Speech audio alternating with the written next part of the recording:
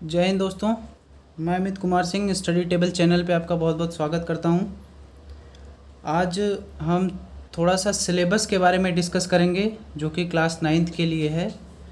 तो NCERT based जो syllabus चलती है सीबीएसई बोर्ड में और यूपी बोर्ड इंग्लिश मीडियम के लिए, उसको मैंने यहाँ पे लिख के रखा है। तो जैसा कि हम देख रहे हैं कि जनरली ये जो हमारा सिलेबस है क्लास 9th के लिए वो 3 पार्ट में डिवाइड है, यूनिट 1, यूनिट 2 एंड यूनिट 3।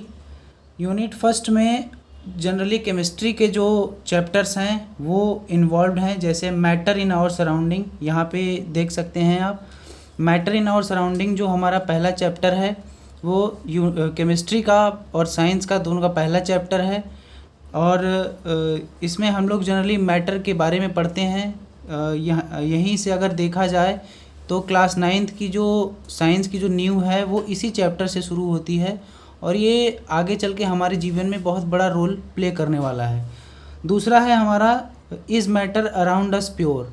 पहले चैप्टर में हम लोग मैटर के बारे में पढ़ेंगे, उसके स्टेट्स के बारे में पढ़ेंगे कि किस किस स्टेट्स में मैटर पाए जाते हैं, सॉलिड, लिक्विड और गैस। दूसरा जो चैप्टर है हमारा उसमें is matter around us pure, जैसा कि नाम से ही पता चल रहा है कि हम इसमें देखेंगे कि जो हमारे आसपास के जो मैटर हैं वो किस फॉर्म में पाए जाते हैं, क्या वो प्योर फॉर्म में है या इम्प्योर फॉर्म में है। तो उस बारे में हम गहनता से चर्चा करेंगे।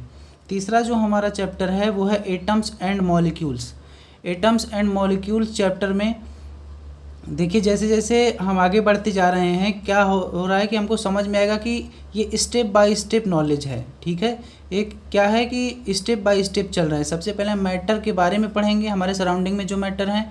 फिर हम ये पढ़ेंगे कि वो मैटर जो हैं वो प्योर हैं या इम्प्योर हैं। अब प्योर हैं या इम्प्योर हैं ये किस बेसिस पे पढ़ेंगे, तो वो हम लोग उसको रेफ़र करेंगे तीसरे चैप्टर के लिए जो कि है एटम्स एंड मॉलिक्यूल्स। ठीक है, उसके बाद जो हमारा केमिस्ट्री में लास्ट चैप्टर है वो है स्ट्रक्चर ऑफ एटम। इसमें बहुत सारी थ्योरीज दी गई हैं, बहुत सारे मॉडल्स दिए गए हैं एटम के, जैसे Thomson plum pudding model, Bohr's model, बहुत सारे मॉडल दिए गए हैं, उसके बारे में हम पढ़ेंगे। ठीक है, ये जो हमारा 4 चैप्टर है यूनिट फर्स्ट में, ये केमिस्ट्री का 4 चैप्टर है, केमिस्ट्री से रिलेटेड है। और इसका जो वेटेज है हमारे जनरली जो हमारे एग्ज़ाम में वेटेज है इसका, ये 25 मार्क्स में आता है।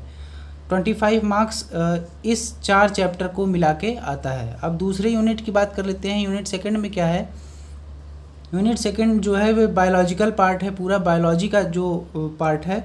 और पहला चैप्टर है इसमें the fundamental unit of life. Fundamental unit of life में जनरली हम लोग सेल के बारे में पढ़ते हैं।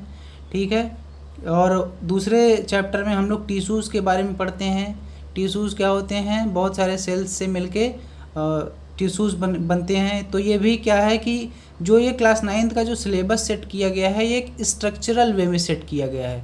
मतलब क्या होता है कि सबसे छोटी इकाई से सबसे बड़ी इकाई की तरफ हम लोग धीरे धीरे बढ़ते जाते हैं। ठीक है, तो जो हमारा सबसे इम्पॉर्टेंट पार्ट है बायोलॉजी में वो है the fundamental unit of life, जो हमारा पहला चैप्टर है। ठीक है, उसके बाद हमारा दूसरा चैप्टर है टिश्यूज़। टिश्यूज़ के बाद तीसरा चैप्टर हमारा डाइवर्सिटी इन लिविंग ऑर्गेनिज्म है। धीरे धीरे हम लोग क्या करेंगे, लिविंग ऑर्गेनिज्म में जितनी भी प्रकार की डाइवर्सिटी होती है उसके बारे में पढ़ेंगे। फिर उसके बाद चौथा चैप्टर है why do we fall ill, हम बीमार क्यों होते हैं, इसके बारे में भी पढ़ेंगे। चौथा चैप्टर हमारा पाँचवा चैप्टर हमारा नेचुरल रिसोर्सेज है। नेचुरल रिसोर्सेज में बहुत सारी नई नई चीज़ों के बारे में हमें देखने को मिलेगा, बहुत सारी नई नई चीज़ों के बारे में जानने को मिलेगा। और छठवां जो बायोलॉजी का हमारा लास्ट चैप्टर है वो है इम्प्रूवमेंट इन फूड रिसोर्सेज।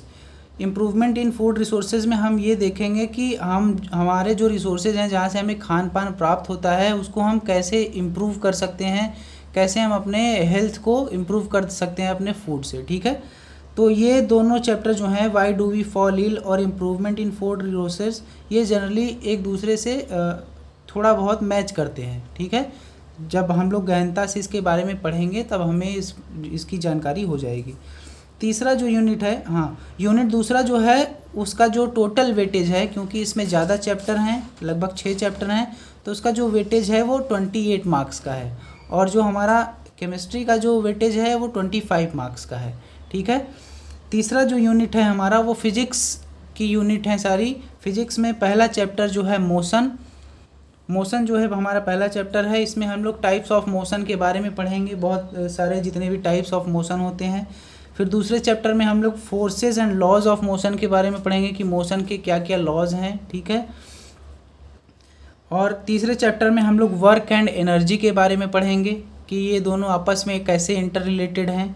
चौथा चैप्टर जो है हमारा साउंड से रिलेटेड है, ईयर से रिलेटेड है, ठीक है। और पांचवा चैप्टर जो है बहुत ही फंडामेंटल जो हमारे जीवन में महत्व रखती है, ग्रेविटेशनल फोर्स, उसके ऊपर, ग्रेविटेशन के ऊपर है, ठीक है। तो ग्रेविटेशनल फोर्स जो है हमारा ये चौथा और पांचवा और लास्ट चैप्टर है फिजिक्स का। तो इसमें फिजिक्स में टोटल 5 चैप्टर हैं और इन पांचों चैप्टर का वेटेज 27 मार्क्स का होता है जनरली। तो केमिस्ट्री का जो हमारा वेटेज है वो 25 मार्क्स का है, जो हमारा बायोलॉजी का वेटेज है वो 28 मार्क्स का है और फिजिक्स का जो वेटेज है वो 27 मार्क्स का है। तो टोटल हमारा जो होता है यहाँ पे ये तीनों यूनिट को मिला के 80 मार्क्स हमारा टोटल वेटेज होता है और 20 मार्क्स जो होता है वो इंटरनल स्कूल के जो टीचर होते हैं, जो क्लास टीचर होते हैं, वो आपके बिहेवियर पे, आपके डेली क्लास आप लेने जाते हैं, आपके अटेंडेंस पे और टीचर्स के साथ आप कैसे बिहेव करते हैं, आप कितना आंसर देते हैं क्लास में, ये इन सब चीज़ों पे डिपेंड करता है। तो ये जो 20 मार्क्स होते हैं ये पूरी तरह से आपके क्लास टीचर के ऊपर डिपेंड करता है कि आप क्लास टीचर को कितना जानते हैं, अपने स्कूल में कितनी अच्छी तरह से आप अपने आप को वो करते हैं, प्रेजेंट करते हैं क्लास में, ठीक है। तो ये 20 मार्क्स आपको स्कूल की तरफ से दिया जाता है और बाकी का ये जो 80 मार्क्स है ये हमारे इन तीनों यूनिट से कवर हो जाते हैं। तो साइंस का जो ओवरऑल सिलेबस है वो इन्हीं 3 यूनिट में है। टोटल आपके चैप्टर्स अगर आप देखेंगे तो टोटल 15 चैप्टर्स हैं और धीरे धीरे करके हम पहले चैप्टर से स्टार्ट करेंगे, मैटर इन आवर सराउंडिंग से, और धीरे धीरे हम इसको ख़त्म करेंगे और अच्छी तरह से ख़त्म करेंगे, फुल सेटिस्फैक्शन के साथ ख़त्म करेंगे, ठीक है। तो ये था हमारा सिलेबस का डिस्कशन। अब आगे आपको लेक्चर्स प्रोवाइड किए जाएंगे। जनरली जो हमारा साइंस का पहला चैप्टर स्टार्ट होगा वो मैटर इन आवर सराउंडिंग से ही स्टार्ट होगा। तब तक के लिए थैंक्स।